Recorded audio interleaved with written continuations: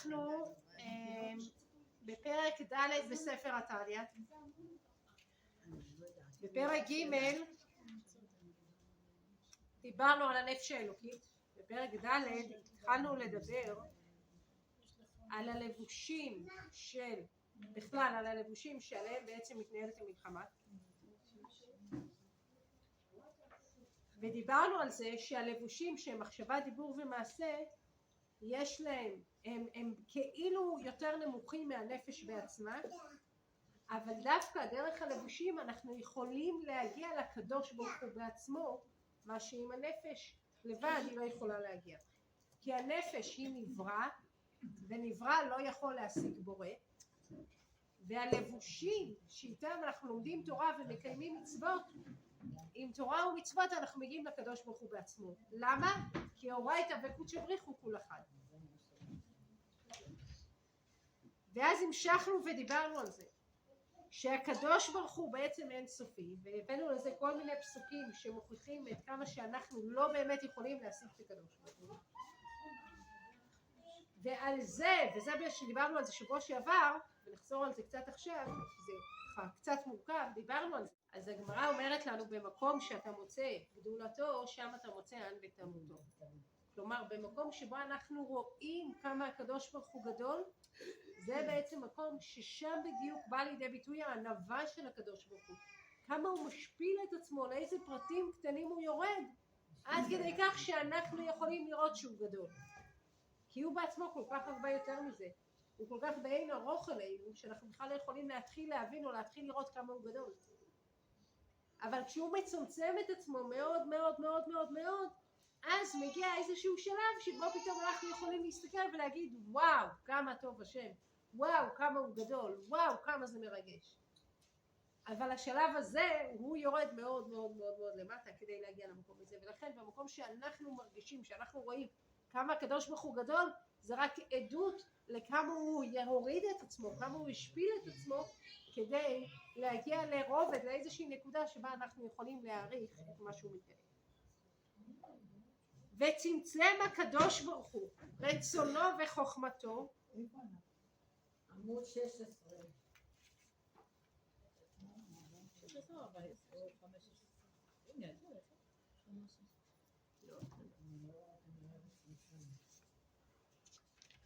שורה,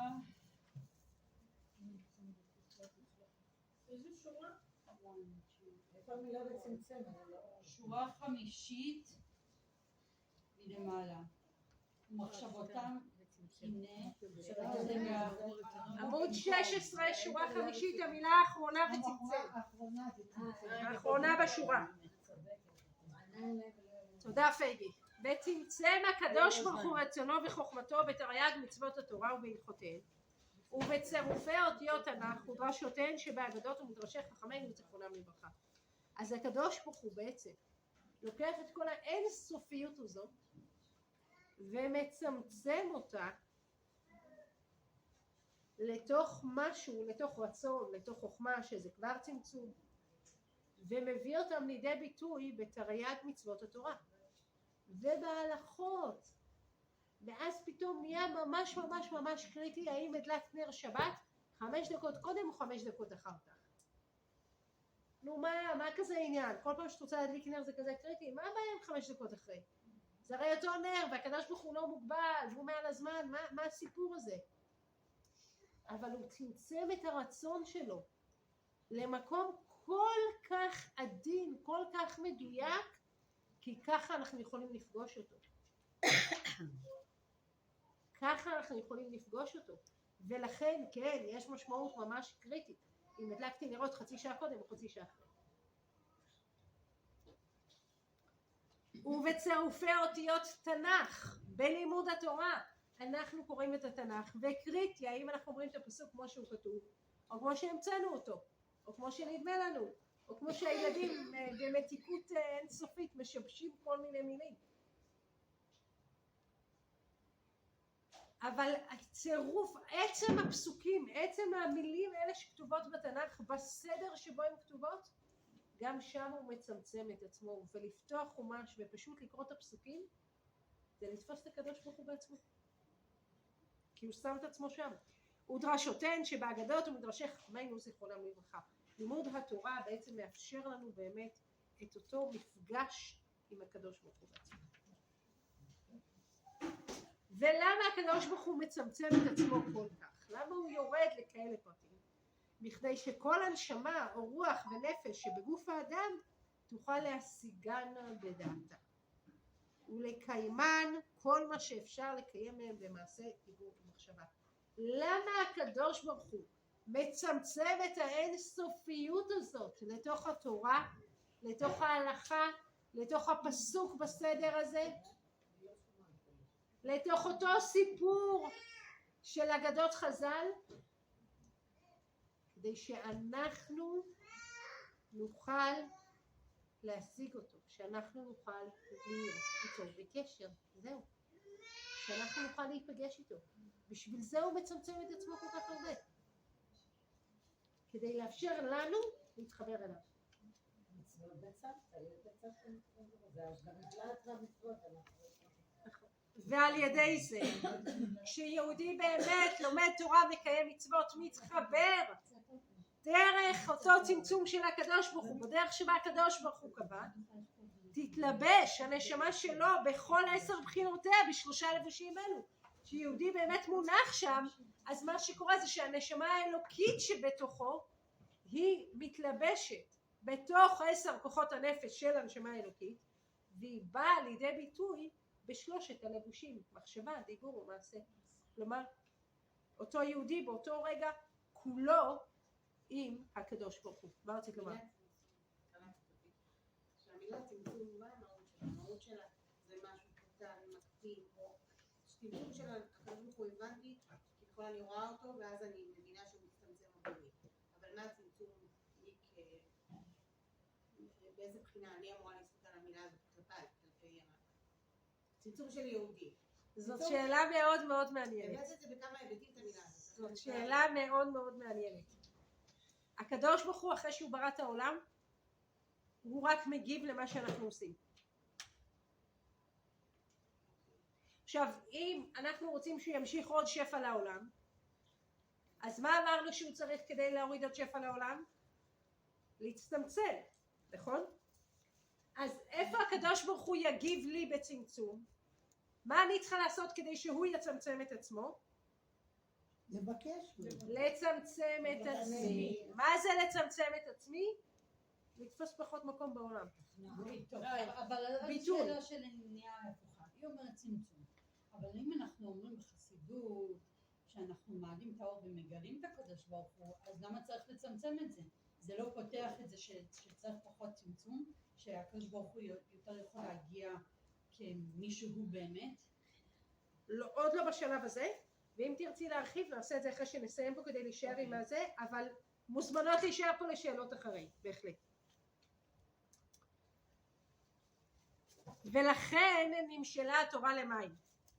מה מים יורדים ממקום גבוה למקום נמוך? ככה תורה ירדה ממקום כבודה, שהיא רצונו וחוכמתו יתברך, והורה את הבקוד שבריך הוא כל אחד, ולית מחשבה תפיסה בכלל. אנחנו יודעים שהתורה נמשלה למים.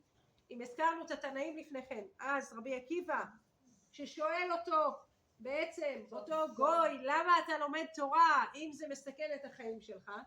הרי מי שלומד תורה יכול למות, כי זאת הגזרה, אז למה אתה לומד תורה בכל זאת? ומה הוא אומר לו? דגים.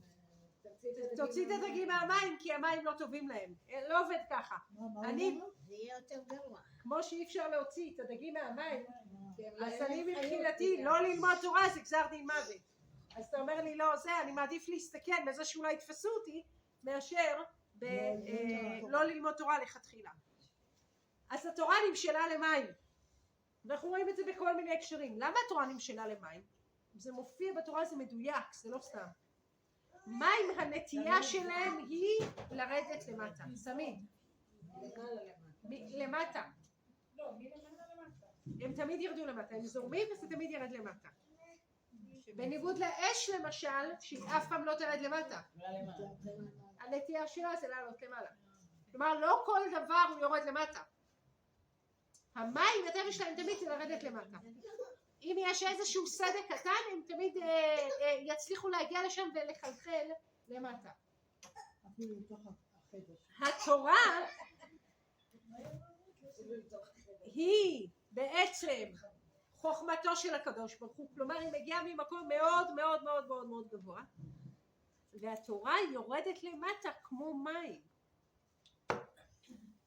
כמו שמים, אם אני אוריד אותם מנקודה מאוד גבוהה, מקומה 13 לקומה 1, אני אתן להם את האופציה לזרום, הם ירדו לבד, אוקיי? המים יישארו אותם מים, הם בדיוק אותם מים. המים לא השתנו.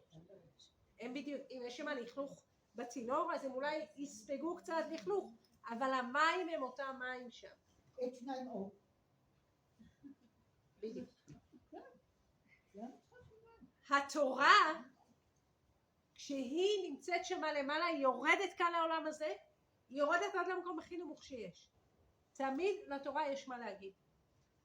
לא משנה כמה נמוך נפלנו, תמיד יש לתורה מה להגיד. אין כזה דבר שהתורה, למה? כי התורה יורדת למקום הכי נמוך. כשהיא יורדת למקום כל כך נמוך, היא נמצאת שם בעצם, היא אותה תורה. היא באה לידי ביטוי בצורה שונה. כי אם אני אקח את המים האלה ואני אשים אותם בכלי אחר, הם יראו לי אחרים. ואם אני אוסיף להם תרכיז, זה עוד פעם יראה לי אחר. אבל זה בדיוק אותה תורה. שהיא נמצאת שם למעלה והיא יורדת פה למטה. ואם היא יורדת למה היא יורדת? לאנשים שבהם המתנים, שאין להם גאווה, בשפלות, הם מקבלים את התורה. התורה עצמה יורדת למקומות הכי נמוכים. בדיוק, אבל מי מקבל אותם? זה כבר סיפור אחר. ומשם נסעה וירדה בסתר המדרגות, ממדרגה למדרגה, בהשתלשלות העולמות.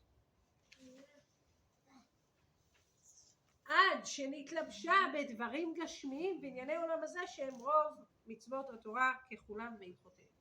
כלומר אותה תורה שהיא חוכמתו של הקדוש ברוך הוא התחילה לרדת למטה, לאט לאט לאט, עברה המון שלבים. עכשיו בכל שלב כזה קורה משהו לתורה, קורה לה שם משהו, היא באה לידי ביטוי בצורה אחרת. כי בעולם היצירה לא לומדים תורה כמו שלומדים אותה בעולם האצילות.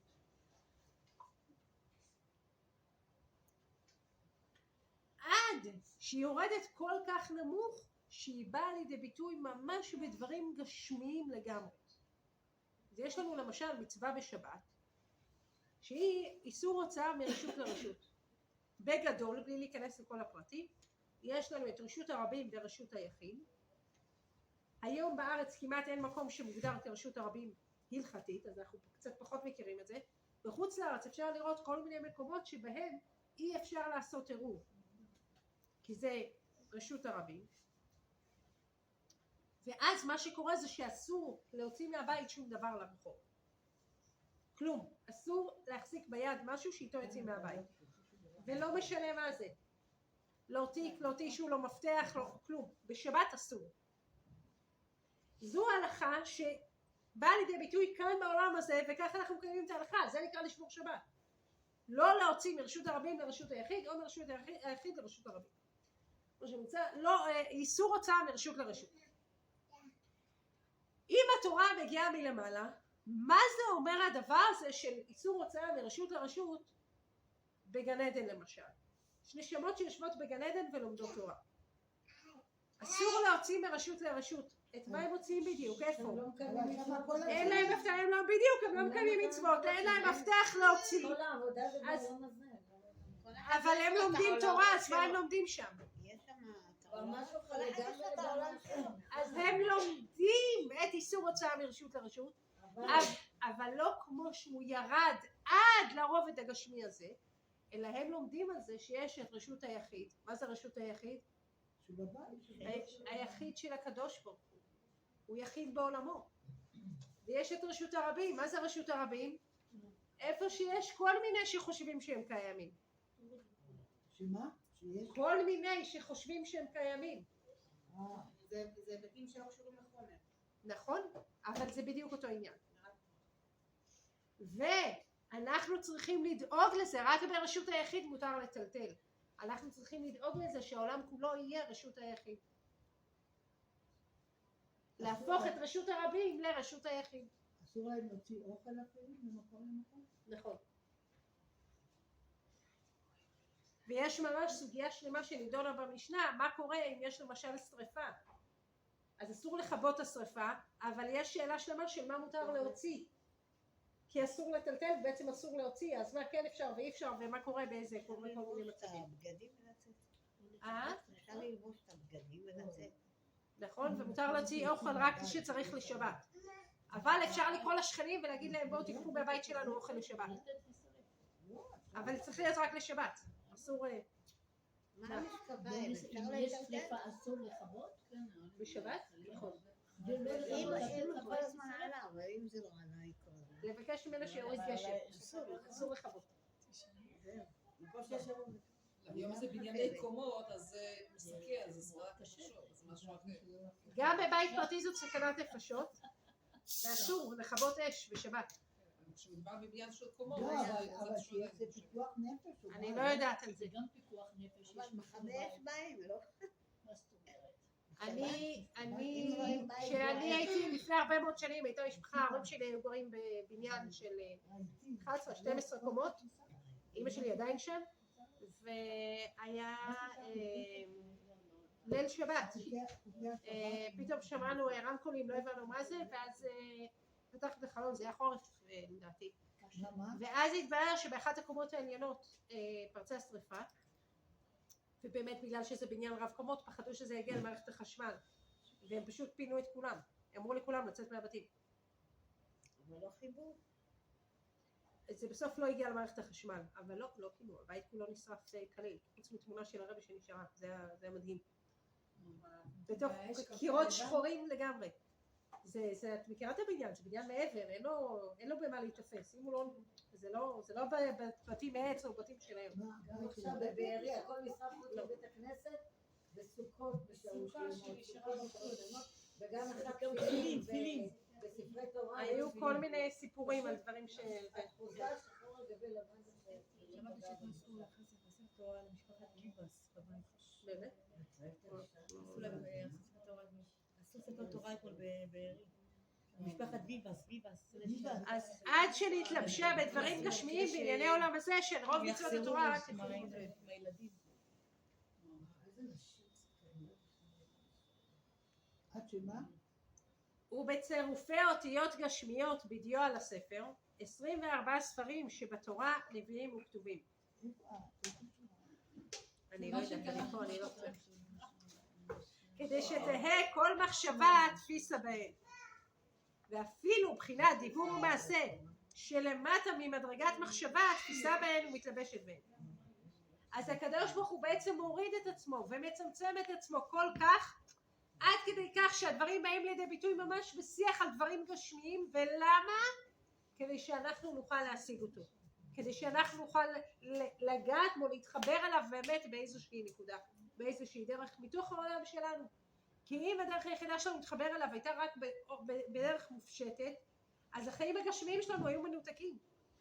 אבל כשיש פה קרקר על השולחן שהיה צריך לעשות בדרך מסוימת ומדויקת כדי שהוא יהיה כשר, כדי שהוא יהיה כמו שהקדוש ברוך הוא רוצה, אז עכשיו אפשר להתחבר לקדוש ברוך הוא גם דרך הקרקר, גם בללמוד על איך לעשות אותו כשר וגם בלאכול אותו רק אם הוא כשר. אז עד כאן להיום עם התניא.